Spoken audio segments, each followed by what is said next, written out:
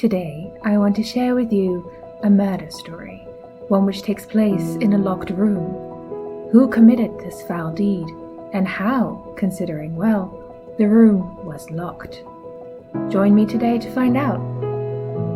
Welcome aboard the International Express to Book Central.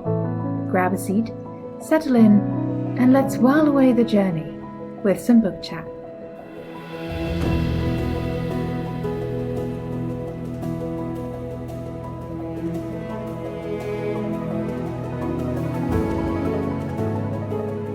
Hi there, I'm your host Jules, and like I said, today I'm sharing a locked room mystery with you.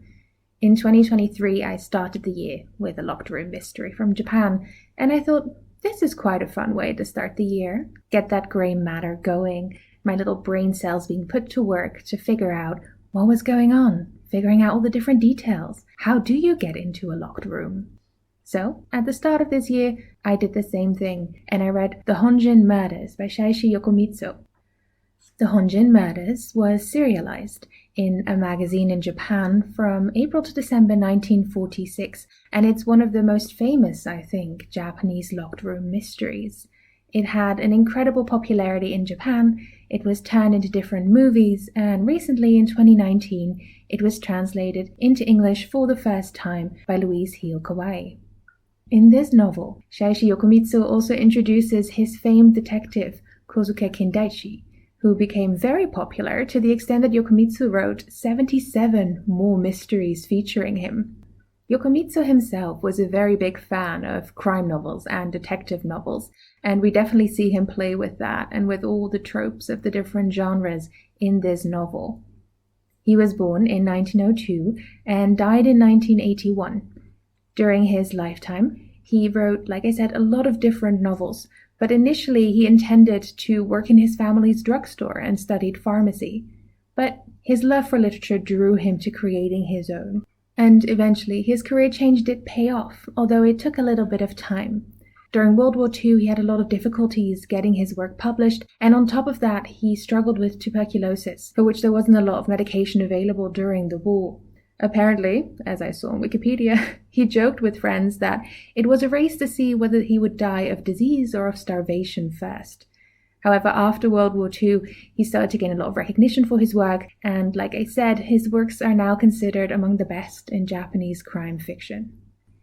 Now, because this is a mystery, and on top of that, a locked room mystery, there are going to be an incredible amount of details in this summary of the story I'm about to give you. On top of that, there are a lot of different characters to keep your eye on. So I'm going to do my very best to give you a good overview of what is going on. And in order to do that, I think I should first introduce you to the main family, and that's the Ichiyanagi family. The family is currently made up of Itoko, who is the kind of matriarch of the family. Then there is the oldest son, Kenzo, who is about to get married at the start of this book. Then there is also Ryuji. He's the second son, and he's currently a doctor employed in Osaka. Then there is Saburo, and he is the third son, who was born quite a bit after the oldest two, and he's a bit of a, layabout. He is not really interested in having a job, and so he just kind of lingers around the house. Then there is a daughter, Suzuko, and the novel describes her as a little bit slow, which is perhaps not what we would write today, but she's incredibly skilled at playing the koto, a stringed instrument. On top of that, there is also Katsuko. She is not part of the Ichiyanagi family yet, but she is a school teacher, and she is the one Kenzo is about to marry. She also has an uncle, Ginzo, who she has been raised by, and who is accompanying her to the Ichiyanagi family at the beginning of the story. Another character we'll meet, about halfway through the book, is Kosuke Kindaichi, who is our detective. He's a fascinating character, and I adore him. So, now that you have a bit of an idea of who we might be encountering in this tale, let's get started. The Honjin Murders begins with our narrator telling us that he has an awful story to tell, but one which also amazes him and fills him with a certain kind of respect for the criminal. You see, our narrator is also obsessed with crime fiction, and he says it is the dream of any crime author to write a proper locked room mystery, and now the perfect case has fallen into his lap. You see, on their wedding night, Kenzo and Katsuko died horribly. The real intrigue, however, is that this crime took place in a room completely locked from the inside. So our narrator has gathered all the relevant information and evidence and is going to tell us this story. It takes place in 1937 in a village somewhere in Okoyama. Our narrator tells us that he, during the war, had actually been sent to this region of the country, and so he has a certain kind of connection with it. And people, knowing that he writes crime stories, have been telling him about this murder for ages. So now he decides to dive into it. The story really starts at an inn, where a mysterious man arrives. He is hiding his face, and he's asking for directions to the Ichiyanagi estate. Everyone thinks he's a bit weird, but they do get distracted talking about the upcoming wedding of the oldest son, Kenzo. He's getting married to a plain but smart schoolteacher, Katsuko. It was quite a scandal, actually, the engagement, because, well, the Ichiyanagi family has quite a high opinion of itself. They are descended from a Honjin family, after all. A Honjin is a kind of inn which, during imperial times, was only allowed to be visited by governmental officials and so by people of a certain standard. And this family, and especially the matriarch, takes this very seriously. Katsuko, being the daughter of a tenant farmer, is simply not good enough for their oldest son, for the heir of the family. The narrator tells us how these kind of outdated ideas about heritage were still very strong in the countryside at this time. While the people are chatting about this, the odd man interrupts the conversation and asks for a glass of water, maybe. When the innkeeper reluctantly gives him a glass, they see that he only has 3 fingers on his right hand, his thumb, index, and middle finger. And then, when he reveals his face to drink, they see that he's also horribly scarred. They're all a bit scared of him, to be honest, and it does reveal a certain kind of prejudice. At that moment, a member of the family drives past in a carriage, and after thanking the innkeeper for the water, the 3-fingered man scrambles off in the direction of the family estate. Now the story moves to the family itself, which is still in something of an uproar about the wedding. It is now the day before the wedding, and the family actually has a tradition, which is that the bride of the heir plays the koto, a stringed instrument, on her wedding night, but no one has actually bothered to check if Katsuko can do so.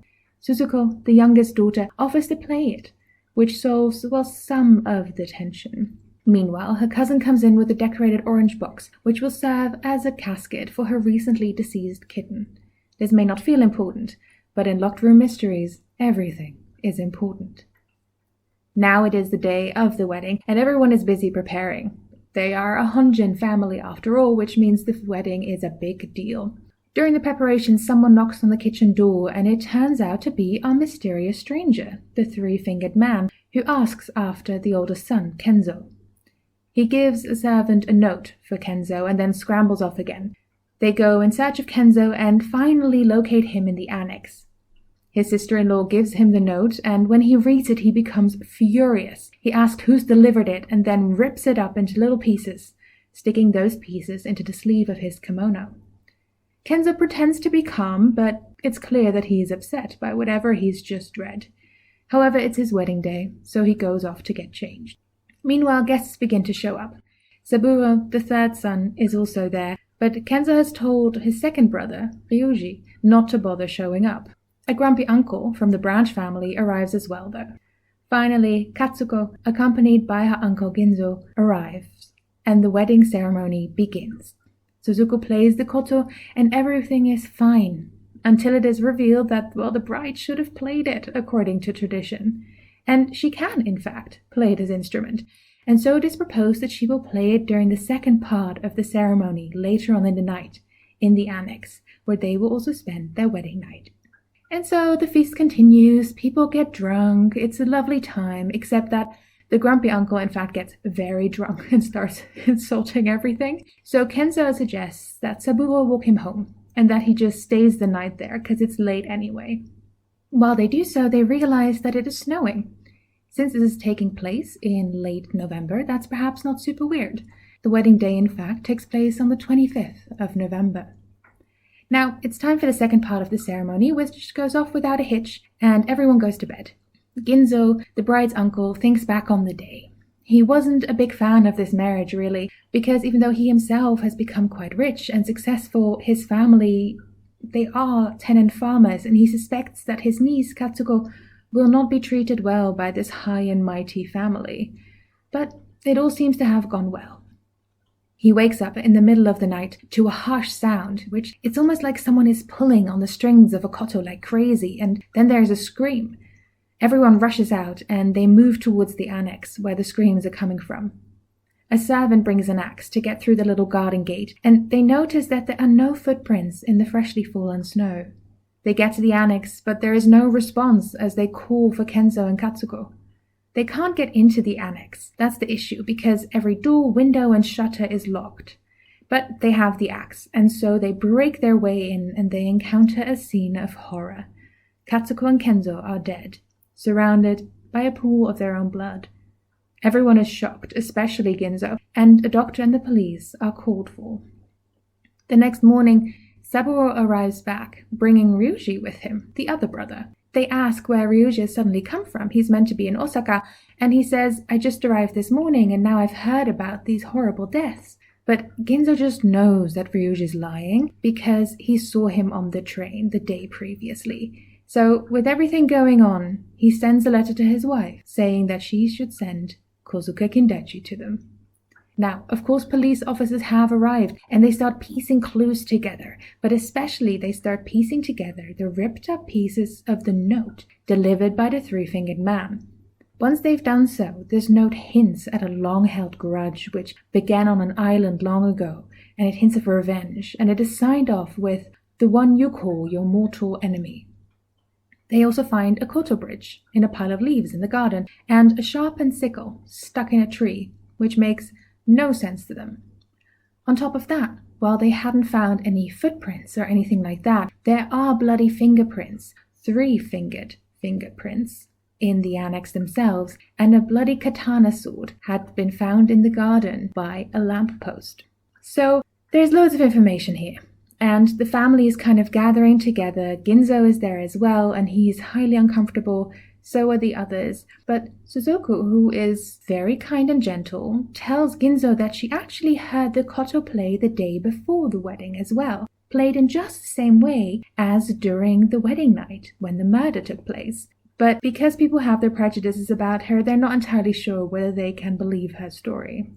Having pieced together this note, police officers asked the family if Kenzo had ever been on an island, and if he had somehow gained a mortal enemy there. And all of them are like, "No, I don't think he's been on an island." But once they hear a mortal enemy, one family member seems to know exactly what's going on, and that is Saburo. He eventually admits to having read something like that before in one of Kenzo's diaries, which he should not have been reading, but he likes to stick his nose into everything. So they all go to Kenzo's office, where he has neatly stacked diaries for almost every year of his life. He's a very meticulous man. Well, he was.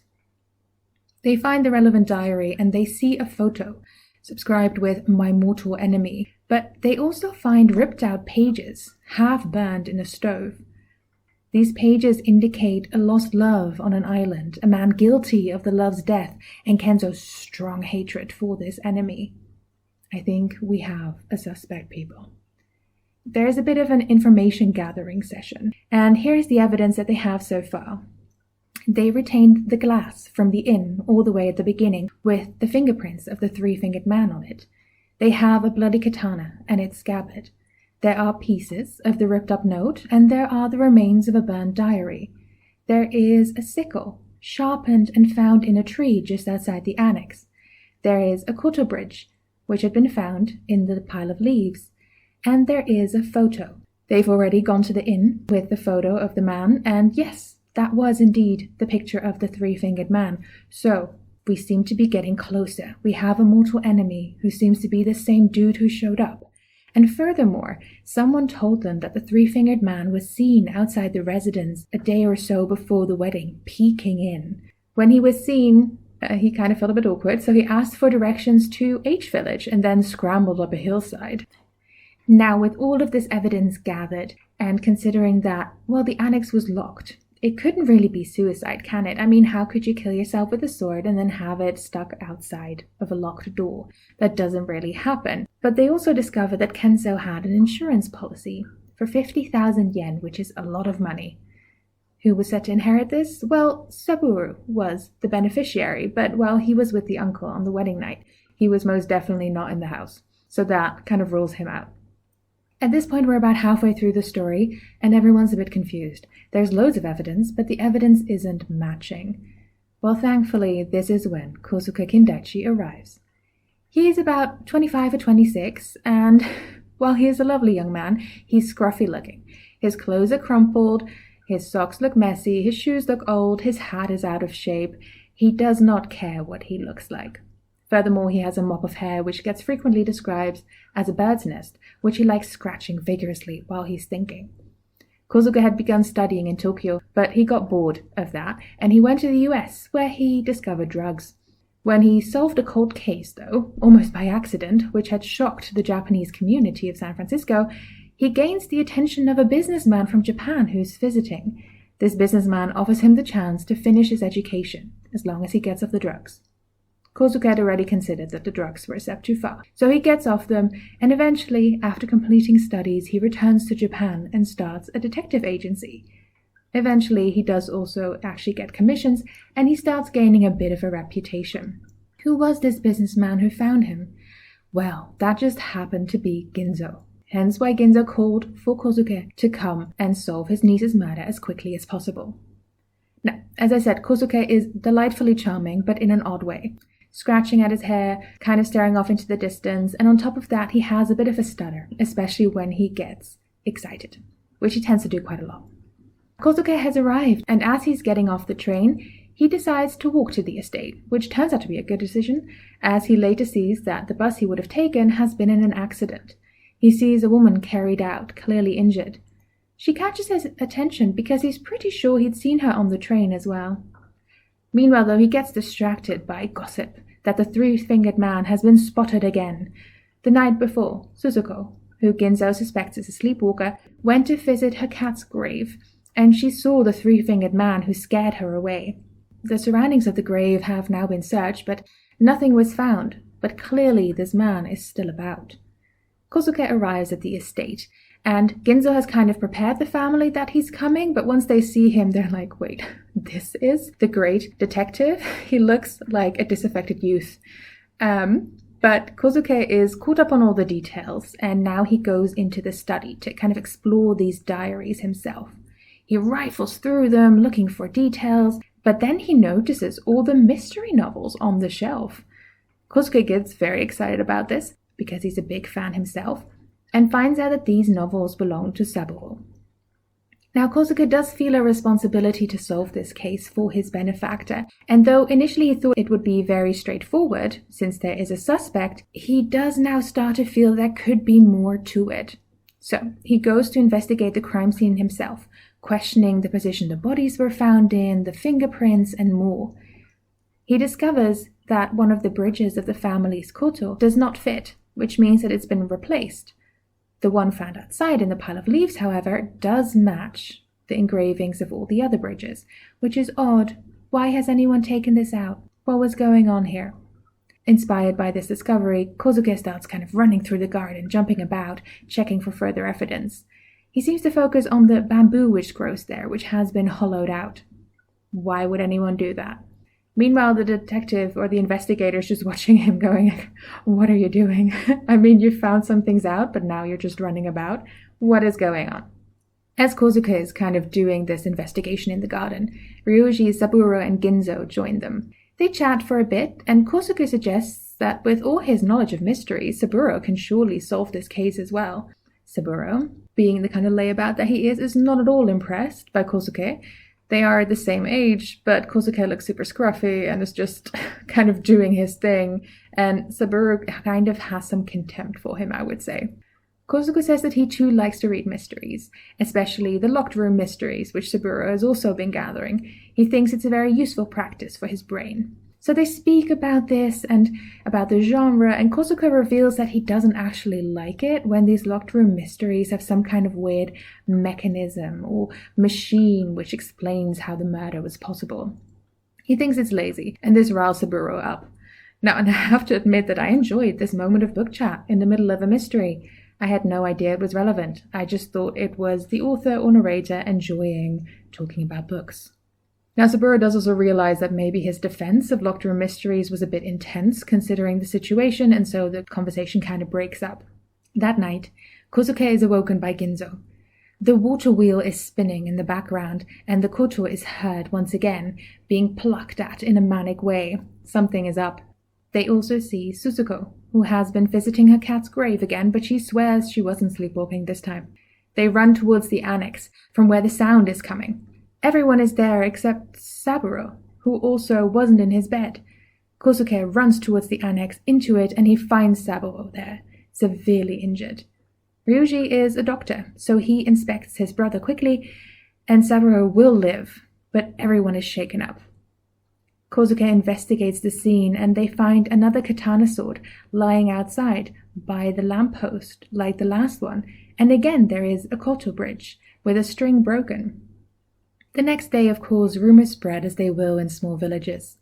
The investigator and Kosuke, however, are called to a local hospital where a woman says she knows who the murderer is.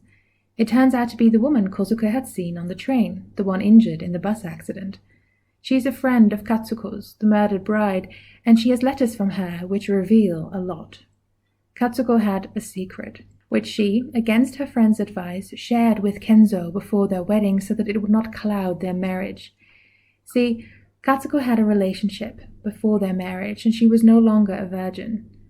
Kenzo forgave her for this, however, and Katsuko felt relieved. Now they could start their marriage fresh. The next letter, however, reveals that she encountered her ex-lover, T, while wedding shopping with her uncle. T seemed to be a gangster now, and he seemed to threaten Katsuko with revealing their relationship. And so, of course, she was very shaken by this and had revealed it also to Kenzo, and she didn't know what to do. This ex-lover is a scoundrel. He had lied to Katsuko, he had tricked her into a relationship, and then just kind of let her go. The friend even heard that he had joined the Yakuza afterwards, and that he was now blackmailing people. Well, perfect suspect, right? They show her a picture of the three-fingered man, but it turns out not to be the same man. Our narrator tells us that this story held the key to solving the case, but at the time no one had any idea how, and by the time I read this, neither did I. Kosuke, though, seems delighted by these new revelations as he and the inspector cycle back. He gets an idea all of a sudden and stops to buy cigarettes, and he asks for directions to H Village. Directions go past the inn, to the estate, and then over some hills there. The investigator has absolutely no idea what the purpose of getting this advice is, and so they continue back. Back at the estate, Saburo is in a stable state, and he can answer some questions. Kosuke is not entirely interested in listening to him because he's got his own ideas going. He sends some inspectors to H Village to do kind of door-by-door questioning with the picture of the three-fingered man. He does not explain his actions. Kosuke does tell Ginzo, however, what they found out about his niece, Katsuko, and Ginzo is very dejected and sad afterwards that she didn't confide in him. While the inspector believes that the ex might be the murderer, even if he's not the three-fingered man, Kosuke has his doubts. More evidence turns up, however. Kosuke finds an extra koto bridge in the kimono worn by the matriarch Itoko on the wedding night.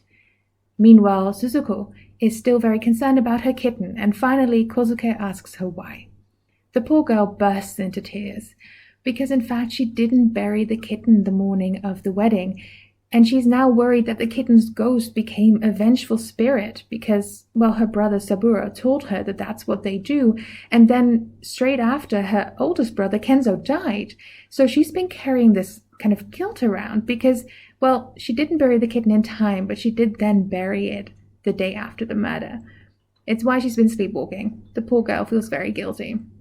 Kosuke, once again, gets very excited by this extra information.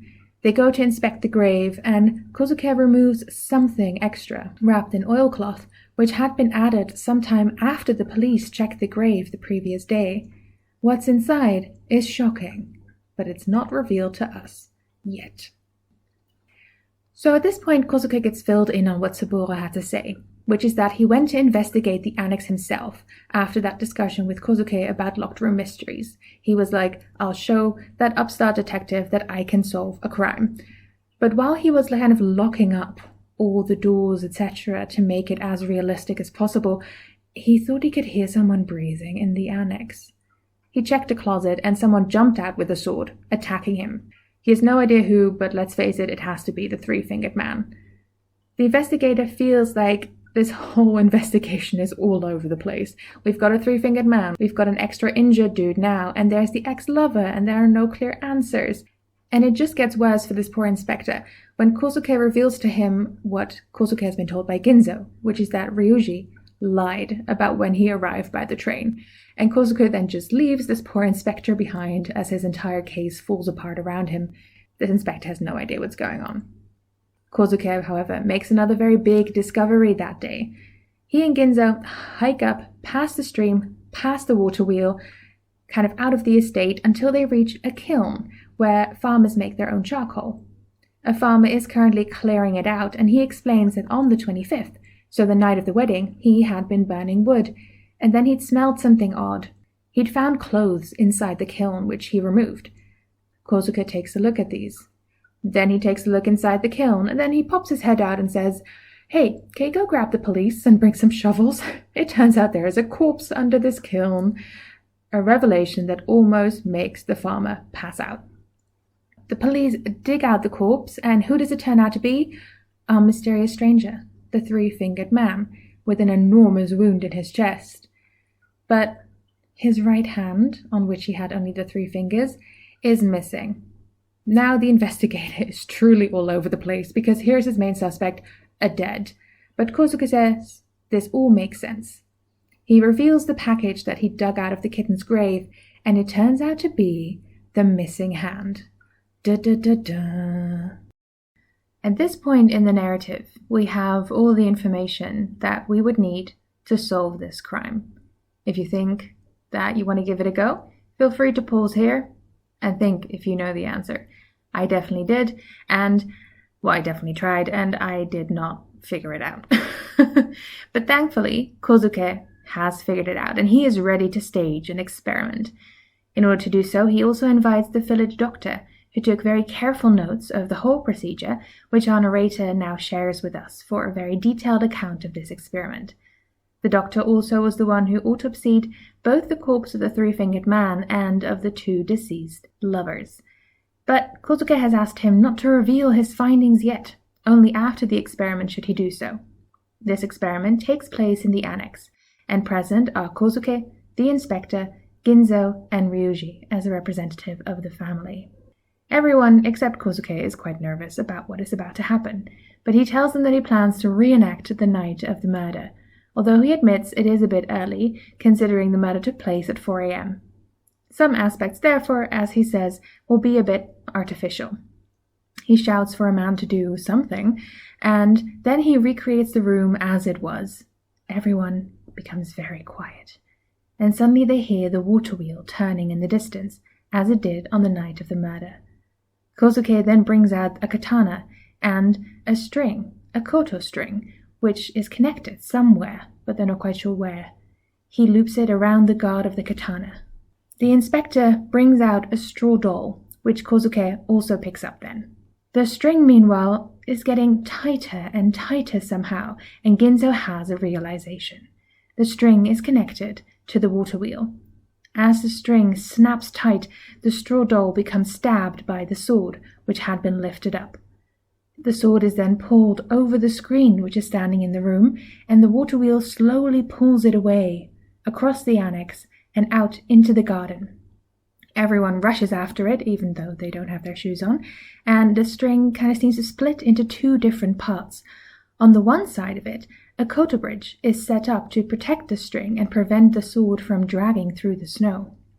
The sword now hangs between these 2 pieces of string, which keeps being pulled tighter and tighter by the water wheel.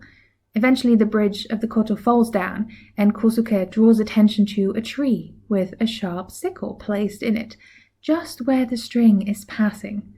The string becomes severed by the sickle, and the sword falls down, just where it was found on the night of the murder, by the garden lamppost.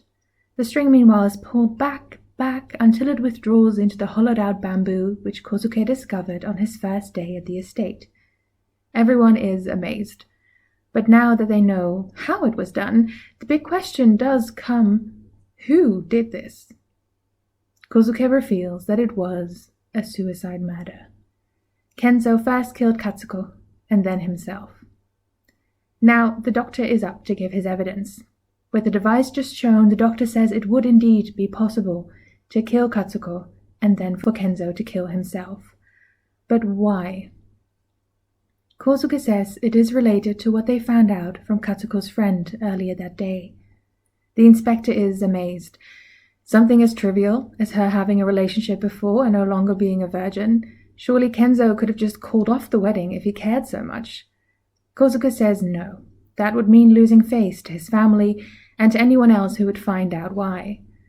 Kosuke says that that is the true horror of the case, the reason behind the murder, not even the murder or the device itself.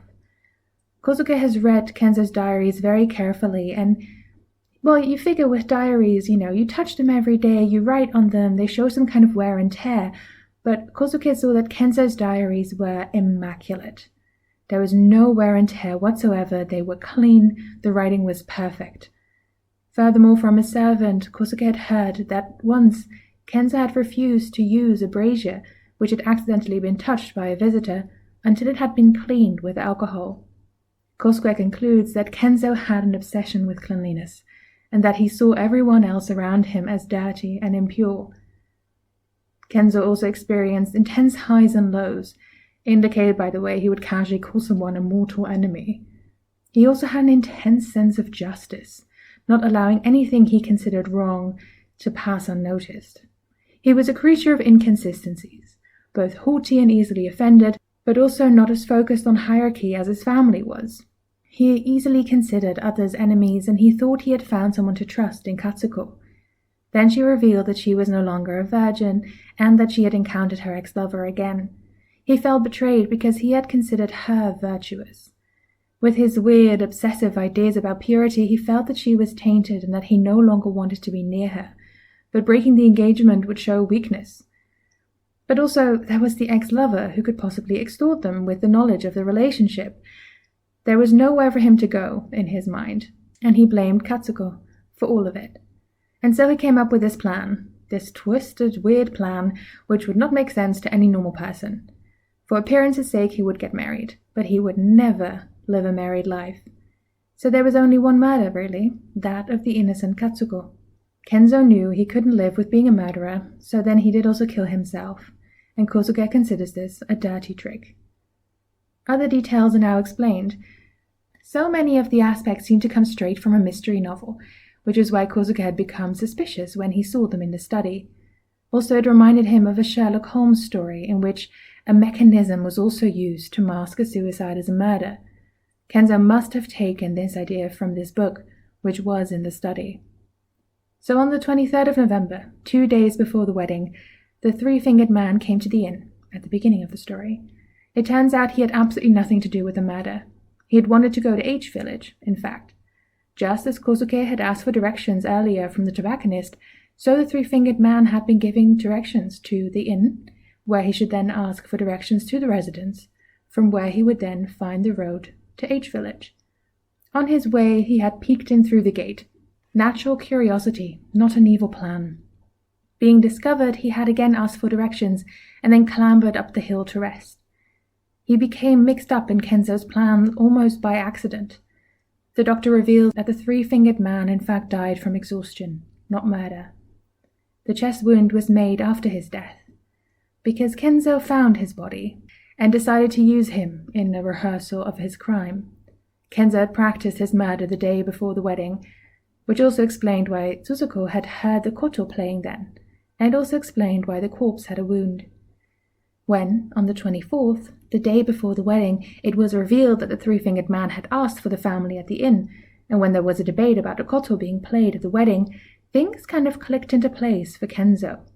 With 3 fingers, the man could still play the koto, for example, but it also inspired Kenzo's use of the koto string, to hold up his weapon. His rehearsal showed Kenzo that he needed to hollow out the bamboo, place the bridge and sickle, and play the koto between his murder of Katsuko and his own suicide. Another thing happened though that night. Saburo found out, somehow discovered Kenzo's plans and became involved. And with his love for mysteries, they decided to pick the three-fingered man as a perfect fall guy, since he was already considered suspicious by many. It was a collaborative project from there on. Saburo was the one to edit the diaries, to add the picture of the three-fingered man, which Kenzo had found in the man's wallet, and he was the one to burn the diaries. Kosuke had discovered who the man was, actually. He had just been a taxi driver who had been in a very serious accident, hence his injured hand and face. His aunt was expecting him in H Village for some recuperation time, but he'd never arrived. The poor man had been entirely innocent. But who was Kenzo's mortal enemy, as written in old ink in his diaries then?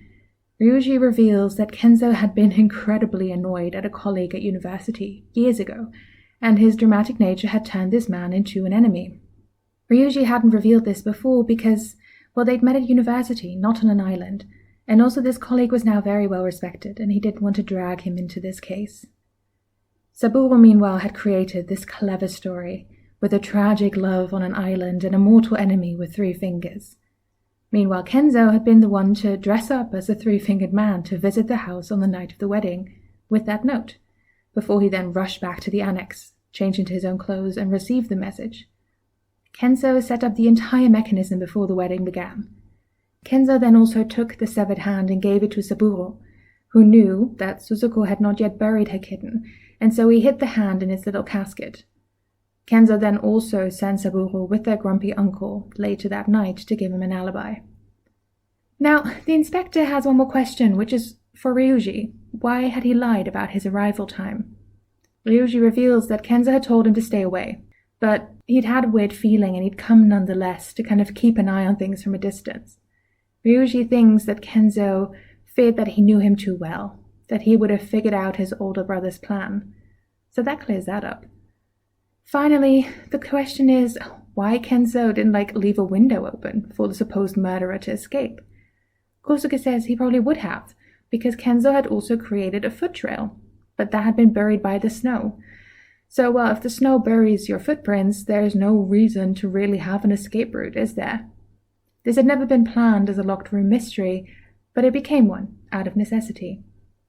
Shortly after all of this, Saburo is questioned. He swears he didn't know that Kenzo intended to kill Katsuko as well, but he just thought that his brother wanted to commit suicide out of shame or something.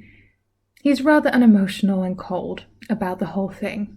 It seems he really kind of enjoyed having something to hold over his older brother's head, to finally feel superior. He was also annoyed with Kosuke after their discussion about the locked room mystery books, and so he wanted to have a starring role, which was why he had dug up the hand. This was why Suzuko had seen him, except that she'd confused him with a three-fingered man. He staged the whole mystery again, with himself as the victim this time to be close to the action. Kosuke suspects Subaru of being a bit of a psychopath. In part, Saburo went along with it to get the insurance money, as long as he was provided with an alibi, and so that he could feel important. Our narrator then tells us what happened to the rest of the family. Saburo, while awaiting judgment, was drafted into the army, and he died in China. Suzuko passed away shortly afterwards. A cousin, who I haven't really mentioned because there's already a lot of details and characters, but he also lives in the estate with the family, decided after all of this to move to Hiroshima, where he died when the nuclear bomb was dropped. Ryuji himself moved back to Osaka, disgusted by his family, and decided to stay away forever. So it is only the matriarch who still lives at the estate, with an older daughter who returned penniless and divorced from Shanghai, and apparently the two never get along. The narrator then shares a few hints which he dropped earlier on, how he never said that both Kenzo and Katsuko had been murdered, for example, and how he had hinted at the importance of the water wheel. On his final trip to the estate, he says, he can smell the sense of decay. And that's the Honjin Murders. That is probably the most extensive summary, if you can even call it that. It's more of a retelling now, that I've done of a plot so far. But when it comes to a mystery like this, where there are so many small details, but also just aspects of relationships and how things are told or not, well, that just needs to be told quite extensively, I think. But now we have the whole mystery in front of us. And now it comes time to maybe have some thoughts about it, and I do. The main thing I found very interesting while reading the Honjin Murders is the way in which it gives something of an insight into, I think, Japanese culture and society around the time that it was written and also around the time that it was set. So as I said at the beginning, the story was serialized in a magazine in 1946, but the plot itself takes place in 1937, so shortly before the beginning of the Second World War. Yokomizo, while writing it in the late 40s or mid-40s, is already looking back at a period that was drastically affected by what had occurred in the interim. The Second World War had a massive effect on Japan, and the story as it takes place still takes place therefore in something of a almost distant past, although there is less than 10 years between the writing and the time where it takes place. But so much has happened that has shifted cultural dynamics and the way Japan thinks of itself and its place in the world. So on the one hand, we have this family who really kind of looks back at it at its own origin. The Ichi family is incredibly proud of its history as a Honjin family and attaches a lot of kind of cultural cachet to that. They still consider themselves very important, and now that they're also kind of landholders within their region, they still expect that to receive a lot of respect from the people around them, and they therefore have also certain ideas about what is due to them.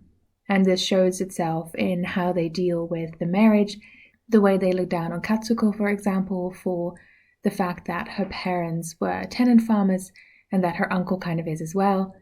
The fact that he is quite a wealthy and well-to-do man doesn't really matter. It's almost like the difference between new money and old money.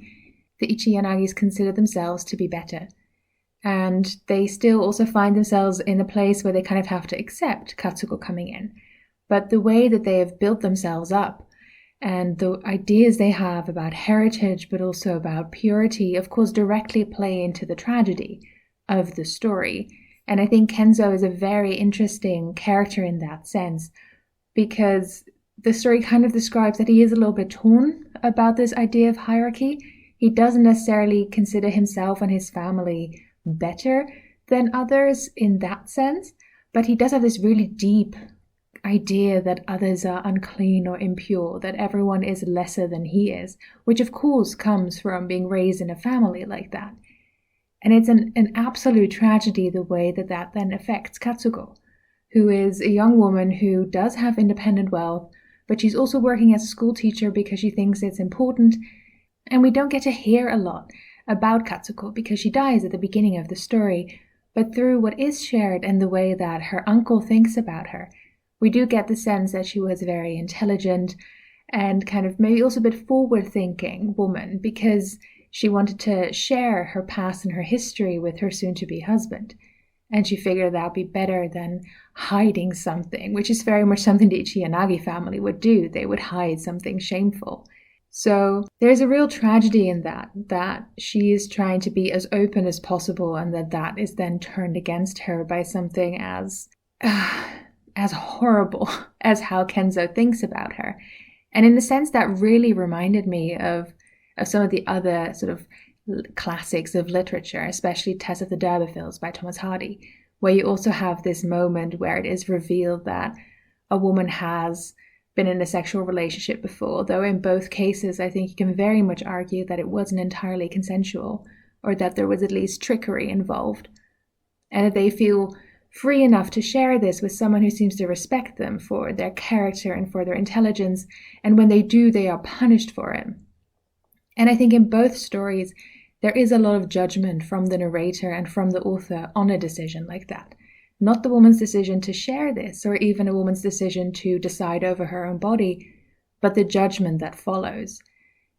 While I think modern readers might expect more criticism, they might want it to be more overt. They want it to be explicit. They want it to be laid out that Kenzo is an absolutely horrible human being for doing this. I think it is there, even if it's not quite as explicit. And then again, it's worth remembering the book itself is from the 40s. So it's potentially already quite advanced for Yokomizo to say, isn't it ridiculous that in our country we held on so tightly to ideas of heritage, nobility, purity, when look at who we really are. So I think there's a very interesting kind of critique of the culture built in there, which I don't know if it's necessarily as accessible to modern readers, and definitely maybe not to Western readers. I definitely had to kind of read a little bit into the history and the events that kind of happened socially during and after the Second World War in Japan to kind of understand the cultural shifts that took place there. So I think that is a very interesting aspect, that a crime novel or a mystery novel like this can actually tell you something very interesting about the country from which it emerges. I think every kind of literature, whether it's genre fiction like this or literary fiction that tries to win prizes, each of it is a reflection of the culture that creates it and also of a specific time and place. And I think it can be really interesting to then use that to look back. Another aspect I found really interesting, and which very much depends on the reading experience as well, is just the nature of a locked room mystery. I hadn't really read any of those from English or American authors before I started reading Japanese ones. And so I really had to do a lot of work to get it. There is a very different style to these books. And I think in part that is a Japanese literary aesthetic.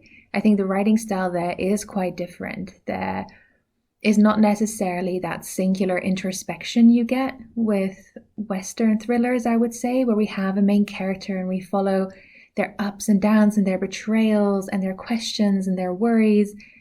But rather we get all of these different details laid out for us and we get to really observe them from various angles. And it's much more of a puzzle game in that sense, rather than, I don't know, an emotional roller coaster ride like we might imagine a Western thriller. The book itself is also quite interesting in that you do get a sketch of the estate.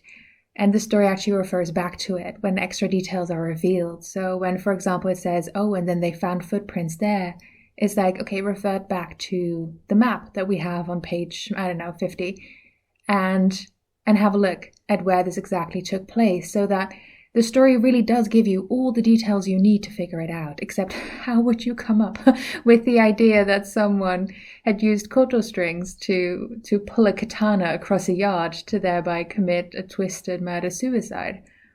So that kind of setup that really involves you as the reader, that also addresses you as the reader and kind of lays out this puzzle for you, it's a really interesting way of reading, but it takes quite a lot of time. I really needed to get used to this style of writing and to this style of laying out a mystery.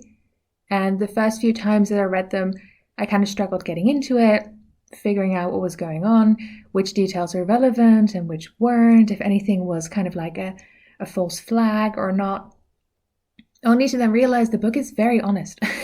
It will tell you exactly what you need to know. Only there's just no way for you to properly connect it, I think, without kind of getting that reveal at the end when Kosuke Kindaichi has figured it out for you. And there is an honesty to that, which I really appreciate. Then also, Kosuke Kindaichi, I think, is one of my, if not the favorite, detective character that I've encountered so far. He's in no way as mean, for example, as Sherlock Holmes is. He's incredibly insightful. He will pick up on things that no one else would look at. Of course, that's part of the character and of the trope.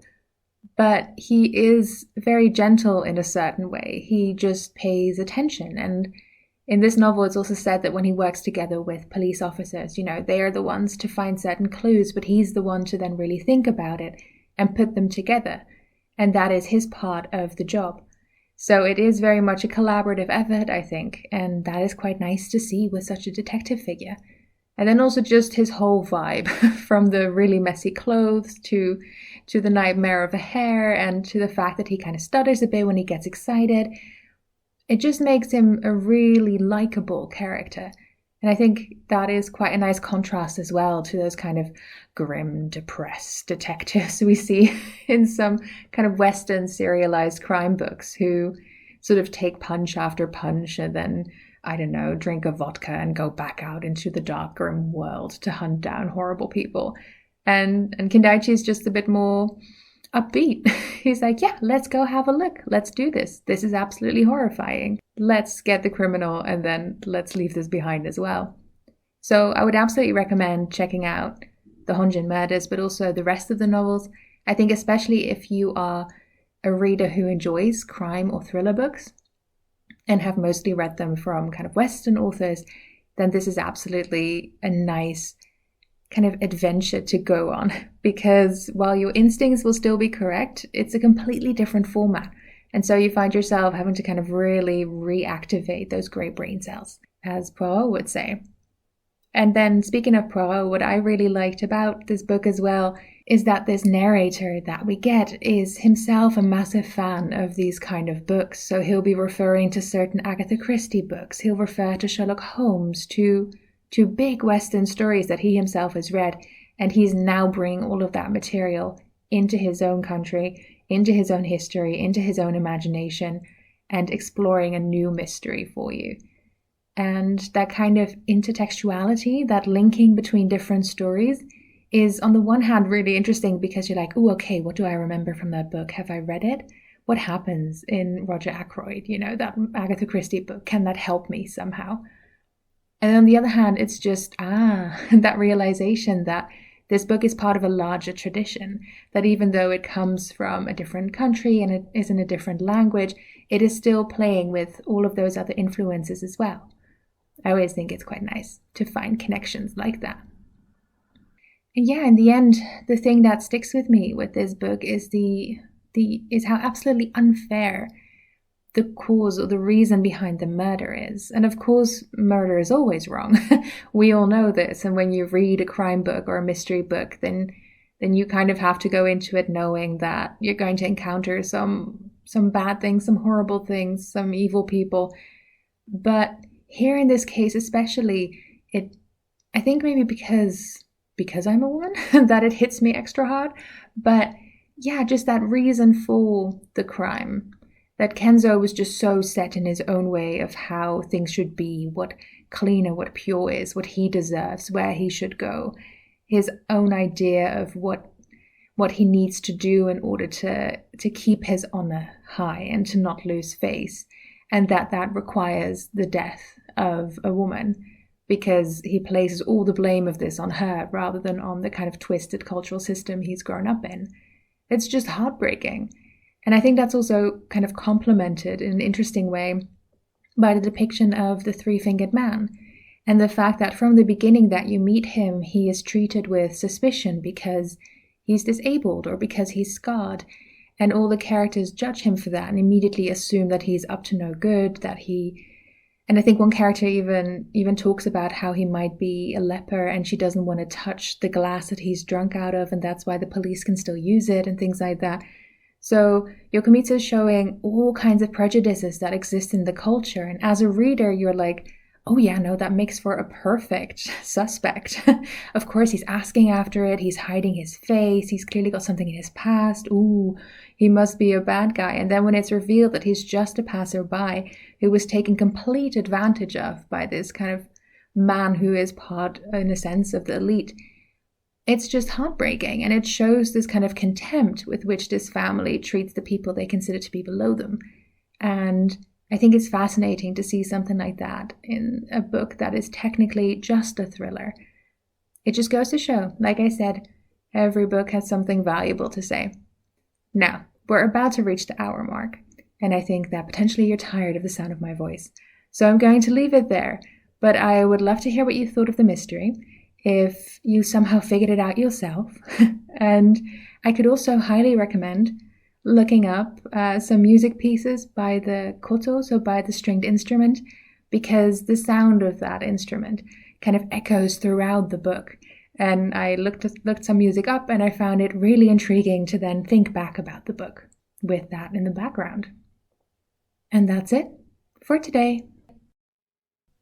If you have questions, thoughts on the book, or recommendations or requests for future episodes, feel free to leave a comment or send me an email at bookcentralpod@gmail.com. I'd love to hear from you. You can also subscribe to be informed when new episodes drop. You can find references to the materials used today in the description. Book Central is written and produced by me, and our music is by Scott Buckley. Thank you for joining me today on the International Express to Book Central.